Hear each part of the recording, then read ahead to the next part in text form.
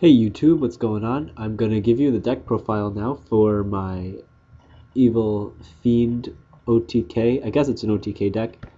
Sorry about that last video, it kind of got cut out at the last second, so I couldn't complete the file. But alright, here we go. You can see all the cards, I think.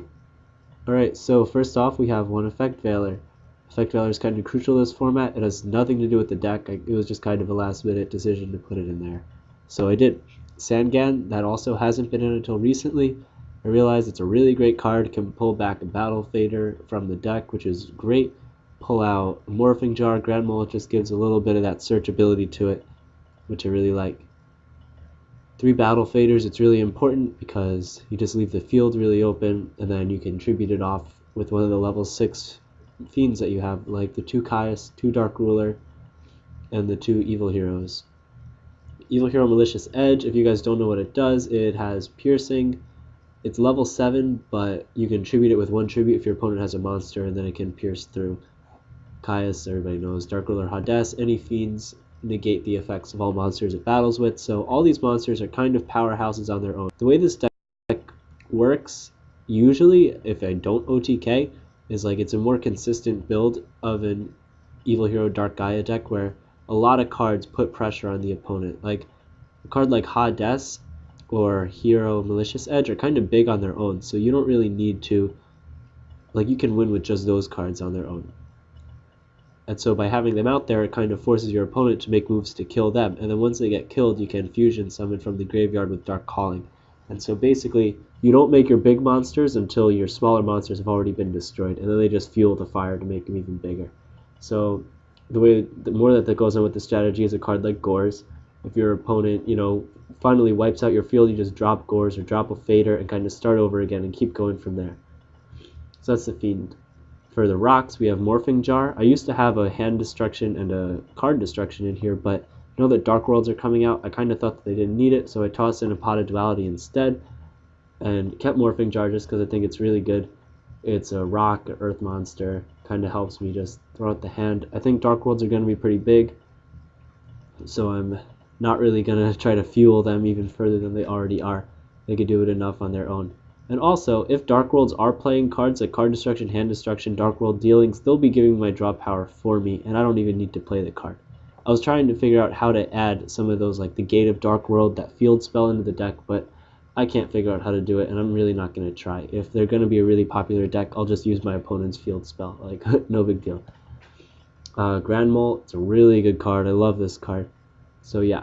Barrier Statue of the Drought, if you guys don't know what it does, it prevents all monsters from being special summoned except for earth monsters. Now, the only thing that is not earth in the deck are the Battle Faders and the Gores, which, when I could play them, this guy wouldn't be on the field anyway, so he really doesn't hurt me. I mean, Evil Hero Malicious Fiend is fire, but I don't really summon him anyway, and I don't have any synchros in the deck that I ever summon, so whatever. Like, he never hurts me, and he can really put my opponent in a tough situation where they're going to have to attack over it before they can summon, which will save me like 1 battle phase or something. Or if I'm going for an OTK, drop it on the field, my opponent can't Gores, Trag, or Battle Fader back onto me and stay in the duel, so I really shut them down when I'm going for my big push, which is kind of the reason why Archlord Christia is really good too. So this is like a very, very, very watered down version of Christia. Next up is Gigantes. This is where the rock beaters come in. The rest of my rocks are like 1900 attack plus. This guy special summon him by removing an earth from the grave, which a lot of these are earth. Even the 2 malicious edges are earth. And then when he's destroyed by battle, I destroy all spell and traps on the field. He's good. 3 koa'ki Mirror Guardian. I can tribute him to negate an effect, so he's really good when my opponent's about to set up like a synchro summon or something.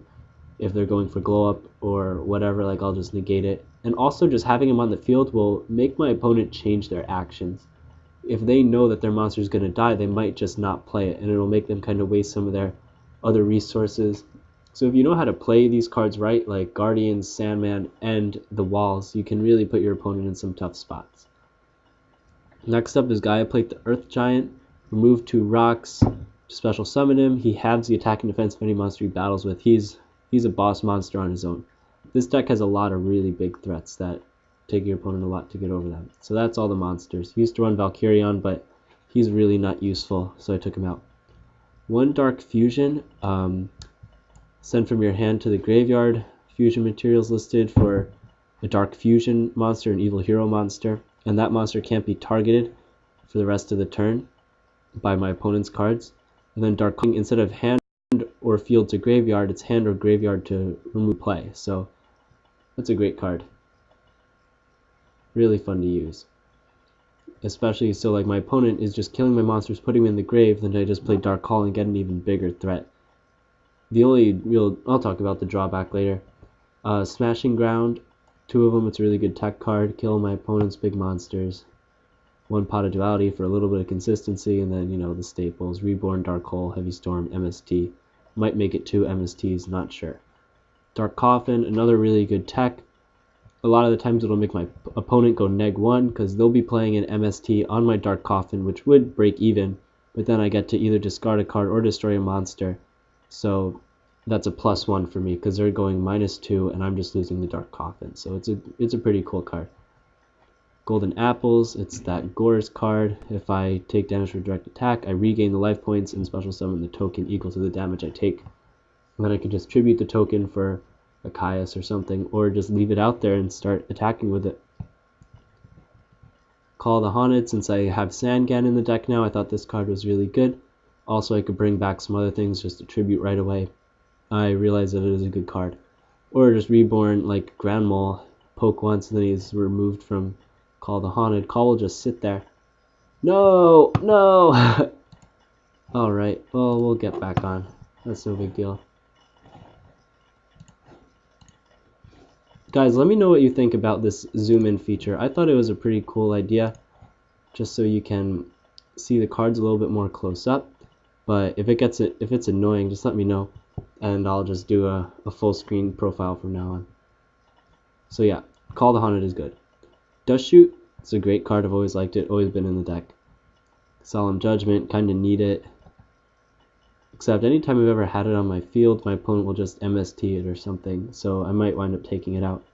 And then the last win condition of the deck, Return from the Different Dimension. After I'm done banishing cards, like after my faders are gone, after half of my monsters have been removed from Dark Calling, or from Gigantes or whatever, or from Caius, I'll just go pay half my life points, bring them all back, go for some big push, usually bring back like a Sandman, a Guardian, whatever, to negate anything my opponent's going to go for, and then a big monster, and win from there. So it's a pretty good card. Or if I just need to make a quick wall, I could just bring him out during my opponent's battle phase and save myself for a turn.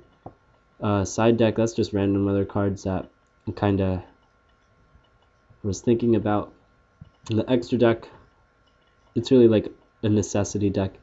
The 3 Evil Hero Dark Gaias, 2 Malicious Fiends, which I never ever summon, Gem Knight Pearl, and Stardust Dragon. Gem Knight Pearl, he's in here because he's a rock with 2600 attack, so I have a lot of level 4, so I can make him if I wanted to, and then use him for his attack, but I've never done it. Anytime I summon Malicious Fiend, I usually wind up losing because of it.